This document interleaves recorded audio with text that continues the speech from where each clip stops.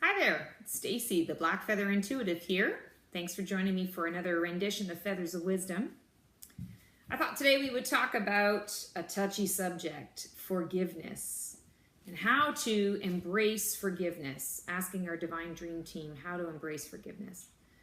Who here has had the experience of being betrayed by a good friend or a family member or a loved one? Someone who has done something that you did not expect them to do that really, really hurt you. I'm sure we're all raising our hands right now. I know for me, I've had that happen a lot in my life. And my initial inclination is to say, oh my God, why did that person hurt me? Why did this happen? What did I do to cause this to happen? And then I go through the phase of anger. Well, how dare that person say this, and this about me? How dare that person go and tell that other person something that I shared in confidence? How dare they? And I go through this righteous indignation and anger, and then I hold a grudge and I'm very resentful for, years, eons with that person. And I can't just seem to let it go and move past it. And it really is not a pretty thing, but it's a human thing. So I thought this would be a good topic to ask our Divine Dream Team for some guidance on how to embrace forgiveness and sort of what it does for us. And so I've got my Osho Zen deck here. I'm going to shuffle up. And let's just see what our dream team has to say. Ooh, I'm liking this card. Interesting. Postponement. So let's talk about this card for a second. You've got a woman who has a little bit of color on her, and she's looking into a picture frame. And the picture that she sees is full of beautiful colors. You've got the purples, you've got the greens, you've got some blues and pinks in there. Very naturistic, the blue sky with the gorgeous white clouds. And then all around it, it appears like her reality is actually in gray and white, or black and white.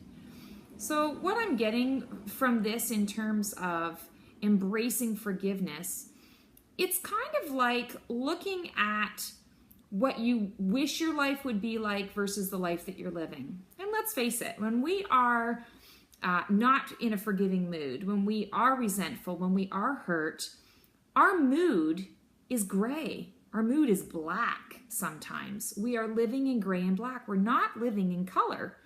And it's really not affecting the other person so much as it's affecting us and our life and our choices, living in this gray. And really what we want to be doing is we don't want to postpone living in color. We want to be living in color. We want to enjoy our life. We want to enjoy what the day has to offer, what each minute has to offer. And we want to feel that nice, bubbly, happy, healthy, joyous, colorful nature that is within all of us. So when we're talking about embracing forgiveness, it's not really about helping the other person as it is so much about helping yourself, helping to free you from the burden of all of that icky energy that you have going on, those icky feelings, and letting it go so that you can embrace your full life.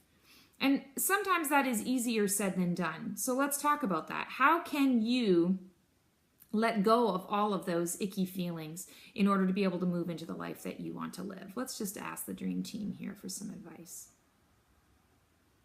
So the first thing that's popping into my head is they're singing from Frozen, "Let it go, let it go."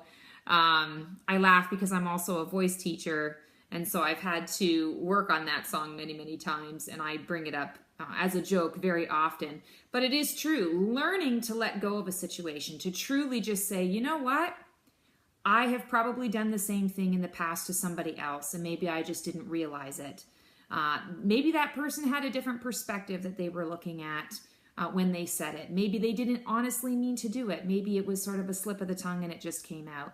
Offering someone the benefit of the doubt and being able to forgive and let it go. You don't necessarily have to forget what happened, but literally letting it go and forgiving really brings the color back into your life and stops you from postponing the life that you're here to live and helps you to move on and move forward.